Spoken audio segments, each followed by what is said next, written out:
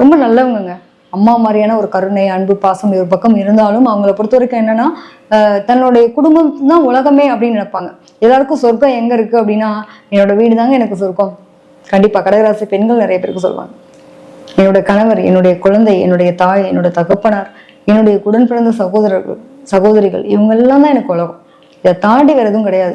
அவங்களோட சொர்க்கம் எங்கவா இருக்கும் அப்படின்னா அங்கதான் இருக்கும். ஒரு சின்ன காயம் அந்த குடும்பத்துல விழுந்துட்டாலும் அதை தாங்க முடியாத அளவுக்கு கஷ்டப்படக்கூடிய நபர்களா பெண்களா யார் இருப்பாங்க அப்படின்னா கடகராசி பெண்கள் தான். ஸோ இவங்க எல்லாருக்கும் பிடிச்ச மாதிரி இன்முகத்தோட தன்னோட சந்தோஷத்தை, தனக்கான சந்தோஷம் எங்க இருக்கு அப்படின்றதெல்லாம் அவங்களுக்கு தெரியாதுங்க.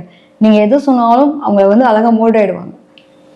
அவங்களுக்கு என்னன்னா டிராவல் பண்றது ரொம்ப பிடிக்கும், நல்லா சமைக்கிறது ரொம்ப பிடிக்கும். எல்லாருக்கும் ஏத்த மாதிரி தன்னை மோல்ட் பண்ணிக்கிட்டு இந்த இடத்துல தான் நான் இருப்பேங்க, எனக்கு இதெல்லாம் பிடிக்காது அப்படின்றது மாதிரிலாம் கிடையாது.